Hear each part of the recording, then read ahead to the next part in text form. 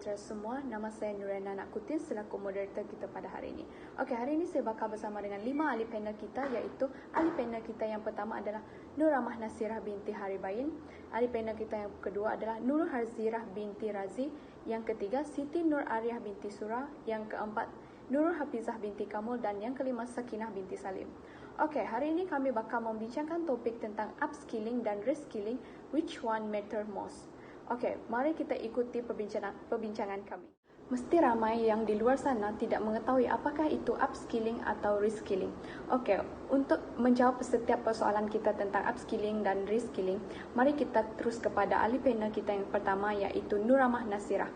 Okey, Cik Nur Rahmah Nasirah, apakah yang dimaksudkan dengan upskilling dan reskilling? Bolehkah Cik menerangkan apakah maksud kedua-dua tersebut? Silakan. Upskilling atau lebih spesifik, menambah kemahiran. Upskilling dia merujuk kepada proses meningkatkan kemahiran baru atau mengoptimumkan prestasi kepada pekerja. Dengan memberikan latihan kepada pekerja yang sedia ada, dapat meningkatkan kemampuan dan membolehkan pekerja itu berkembang dalam peranannya sekarang dan akan membawa nilai tambah kepada sebuah organisasi untuk masa yang akan datang. Manakala reskilling, dia adalah merupakan sekitar semula profesional atau proses latihan semula yang dasarnya adalah untuk melatih pekerja ke atas jawatan baru. Sebagai contoh, naik pangkat, contoh untuk memberi peluang kepada pekerja yang sudah mahir. Dan proses ni biasanya digunakan apabila jawatan asal mereka ni, pekerja ni sudah mahir dengan pekerjaan asalnya. Jadi majikan ingin menyesuaikan diri mereka dengan jawatan yang berbeza daripada asal di dalam syarikat. Okey, terima kasih Cik Nur Rahmah Nasirah. Nampaknya terjawab sudah tentang persoalan kita tentang apakah itu upskilling dan reskilling. Terima kasih atas penerangan anda, Cik Nur Rahmah Nasirah. Soalan yang seterusnya kepada Cik Nur Rahmah Nasirah. Adakah upskilling dan reskilling ini diperlukan dalam revolusi 4.0 pada masa kini? Baiklah, pada pendapat saya, upskilling dan reskilling adalah diperlukan dalam revolusi industri 4.0 kerana ini bagi mengenal pasti pekerjaan yang sesuai selaras dengan revolusi industri 4.0. Dengan menyediakan program upskilling iaitu menambah kemahiran dan reskilling iaitu melatih semula ke atas golongan pekerja ini akan membantu mempertingkatkan kemahiran dalam menyesuaikan diri dengan perubahan keperluan kerja masa hadapan serta persekitaran global yang semakin kompetitif. Bukan itu sahaja, upskilling dan reskilling ni dia amat perlu terutama pada era ekonomi negara yang sekarang di mana virus COVID-19 banyak memberi impak kepada banyak pihak, ramai pihak, terutama graduan baru yang mana jumlah pengangguran ni semakin meningkat. Oleh itu, pada tahun lepas iaitu pada tahun 2020, pihak kerajaan telah mengambil inisiatif bagi menambah peluang pekerjaan dengan memperuntukkan sejumlah 1 bilion kepada 200,000 pelatih merangkumi program peningkatan kemahiran dan latihan semula atau reskilling dan upskilling yang akan dilaksanakan dengan tumpuan keboleh pasaran pekerja dan padanan graduan. Bahkan juga terkini kerajaan ada mengumumkan mengenai Pelanjana Semula Ekonomi Negara sebagai inisiatif kerajaan dalam menangani cabaran keboleh pasaran graduan dan mengurangkan pengangguran akibat wabak COVID-19 ini. Itu saja dari saya. Terima kasih. Okey, nampaknya daripada jawapan Cik Nur Rahmah Nasirah tadi, upskilling dan reskilling sangat ataupun masih diperlukan dalam revolusi 4.0 pada masa kini. Terima kasih Cik Nur Rahmah Nasirah. Soalan saya seterusnya adalah menjurus kepada kebaikan ataupun manfaat upskilling. Okey, soalan ini bakal saya ajukan kepada Cik Nurul Hazirah. Okey, Cik Nurul Hazirah, apakah pandangan Cik Nurul Hazirah terhadap kebaikan atau manfaat upskilling? Pada pendapat saya, kebaikan upskilling ini sangat penting kepada pekerja kerana ia dapat memberi banyak manfaat kepada organisasi, pekerja dan pelanggan. Okey, nampaknya itulah pendapat Cik Nur Hazirah terhadap kebaikan ataupun manfaat upskilling. Okey, Cik Nur Hazirah, adakah upskilling ini dapat mempengaruhi cara kerja atau kualiti seseorang individu?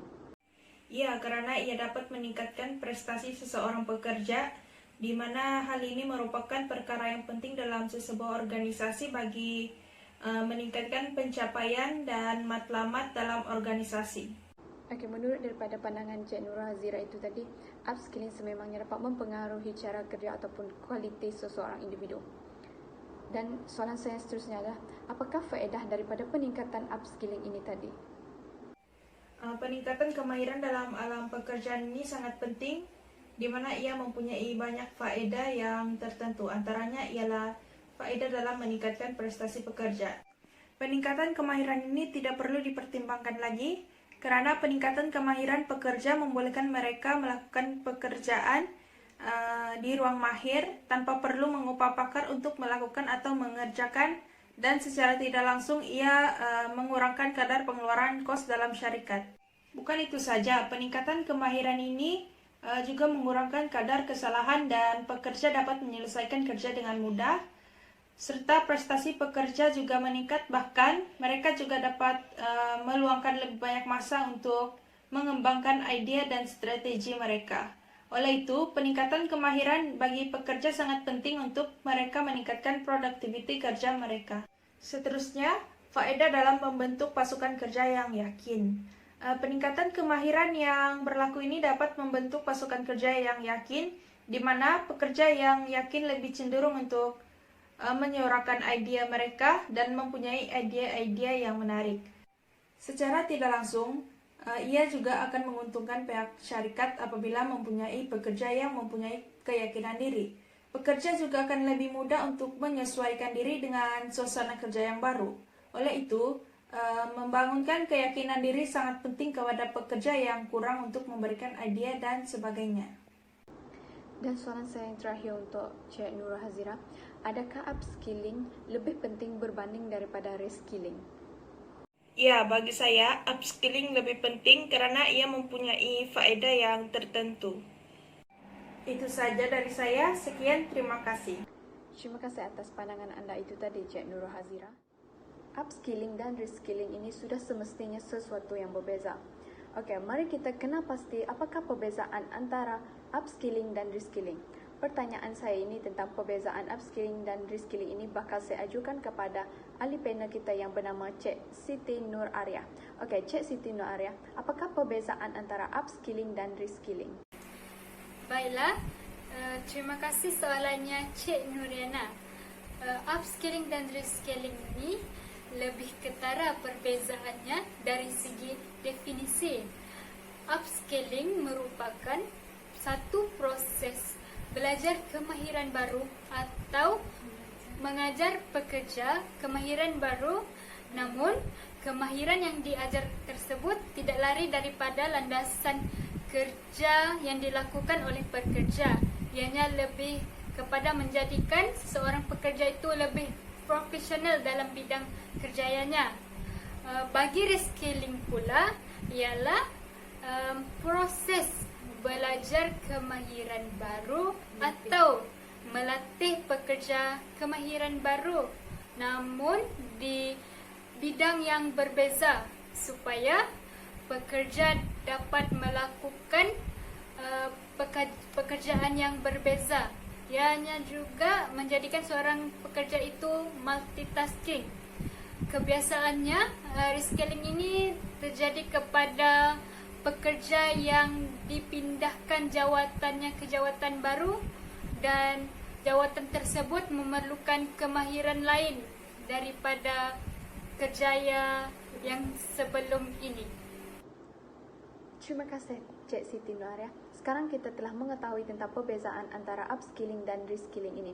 Okey, soalan saya yang seterusnya kepada Cik Siti Nur Arya adalah, apakah pandangan ataupun apakah pendapat Cik Siti Nur Arya tentang mengapakah terjadinya pengambilan semula dan juga peningkatan dalam organisasi? Bolehkah Cik Siti Nur Arya memberikan pendapat tentang perkara ini? Baiklah, jika kita lihat, negara tidak lari daripada mengalami proses perubahan. Begitu juga dalam sektor perindustrian. Berlakunya revolusi industri yang semakin berkembang dengan penciptaan teknologi-teknologi baru bagi memudahkan kehidupan seharian manusia. Ini termasuklah pekerja. telah banyak organisasi yang menggunakan mesin dalam tenaga kerja, menyebabkan keperluan sesebuah organisasi mengambil atau melatih pekerja kemahiran baru agar sentiasa seiring dengan keperluan semasa. Pekerja adalah penggerak sesebuah organisasi itu untuk kekal berdaya saing dalam mencapai matlamat yang telah ditetapkan. Oleh itu, pentingnya sesebuah organisasi untuk memastikan pekerja mereka sentiasa up to date dengan keadaan sekeliling. Bagi pandangan Cik Siti Nuara sendiri, manakah yang lebih penting ataupun yang lebih sesuai untuk diperhatikan? Adakah upskilling ataupun reskilling?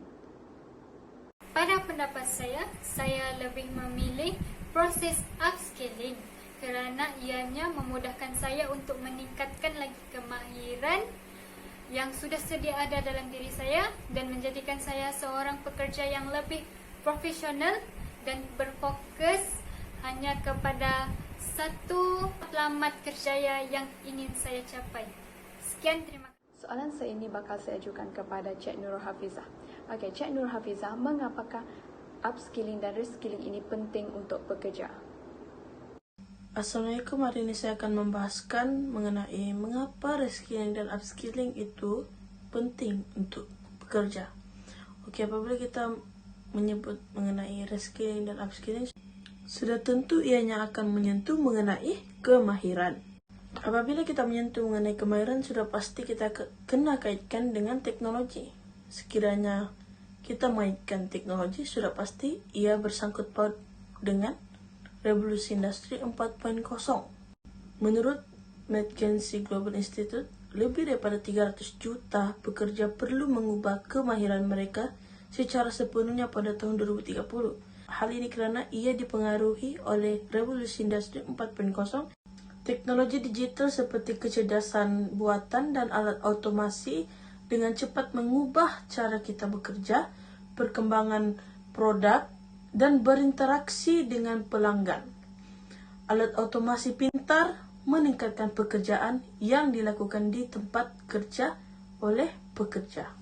Perkembangan teknologi, sensor, sistem cyber physical, Internet of Things, rangkaian pintar dan kognitif pengkomputeran menjadi arus utama seiring dengan ekonomi bakat yang terbuka. Transformasi pekerjaan kerja ini akan mengubah profil pekerjaan dan memerlukan pekerja untuk ditingkatkan dalam pelbagai kecekapan. Pengamal dan penyelidik bersetuju bahawa cabaran utama terletak pada pengembangan kecakapan bagi pelajar dan pekerja yang mencari pekerjaan yang memerlukan pendidikan yang tinggi. Pendekatan pengembangan kecekapan holistik diperlukan untuk menghadapi cabaran di era ini. Kompetensi ini boleh dibahagikan kepada dua kategori, iaitu kecekapan dikuasai oleh syarikat dan juga kecekapan yang dikuasai oleh pekerja. Terima kasih Cik Nurul Hafizah. Nampaknya itu adalah sebab ataupun mengapakah upskilling dan reskilling penting untuk pekerja. Dan soalan saya yang terakhir, menurut pandangan Cik Nurul Hafizah, antara upskilling dan reskilling, manakah satu pilihan yang tepat? Terakhir sekali, meningkatkan skill ataupun kemahiran pekerja adalah penting bagi menyeimbangkan ke arah revolusi industri 4.0. Pada pandangan saya, upskilling adalah pilihan yang terbaik kerana upskilling adalah menggunakan pekerja yang sedia ada untuk ditingkatkan lagi kemahiran mereka ke arah yang lebih tinggi.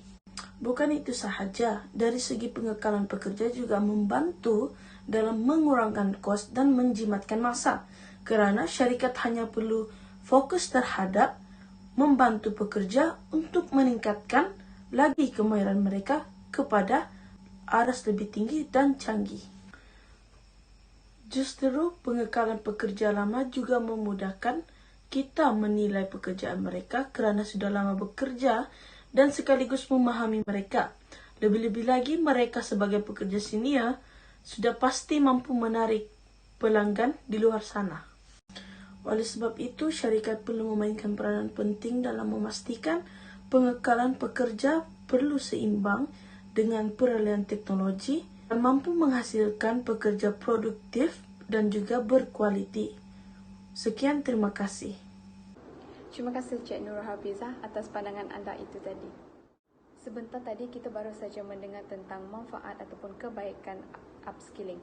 Okey, sekarang ni kita akan beralih kepada manfaat ataupun kebaikan reskilling pula. Okey, soalan ini bakal saya ajukan kepada Cik Sakinah.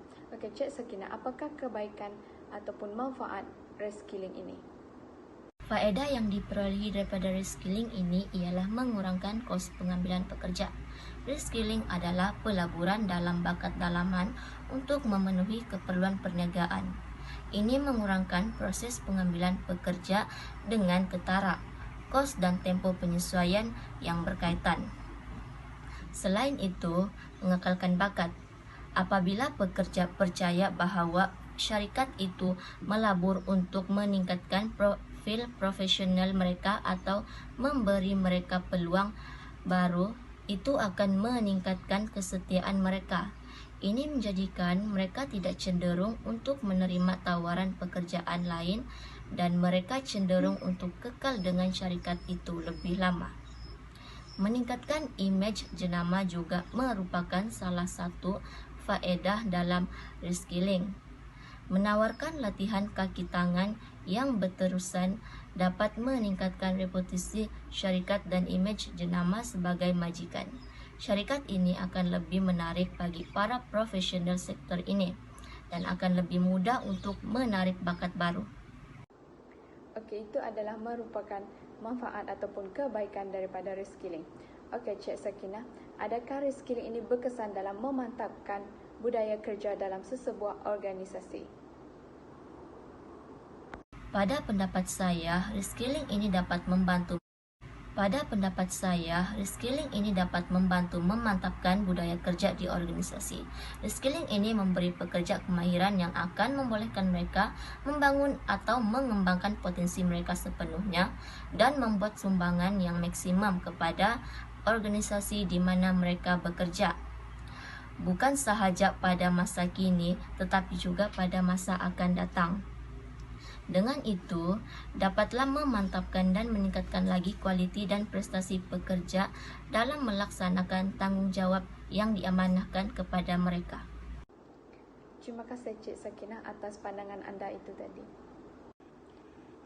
Dan bagi pandangan saya pula, saya juga lebih memilih upskilling berbanding reskilling. Hal ini kerana kita sebagai pekerja ataupun sebagai individu seharusnya mempunyai pelbagai kemahiran. Kemahiran kita tidak hanya terbatas kepada satu bidang sahaja. Oleh itu, sebagai pekerja kita perlu mengambil ataupun mempelajari pelbagai kemahiran untuk kita meningkatkan prestasi kerja kita dari masa ke semasa. Menerusi pandangan dan pendapat daripada para panel, mereka lebih banyak memilih ataupun mengulas upskilling berbanding daripada reskilling. Jadi, dapat saya simpulkan di sini bahawa upskilling adalah pilihan yang tepat. Maka dengan ini berakhirlah perbincangan kami pada hari ini. Dengan itu, saya berharap agar apa-apa pandangan ataupun apa-apa pendapat daripada para panel dapat memberi sedikit sebanyak ilmu terhadap kita semua. Dan itu saja, terima kasih.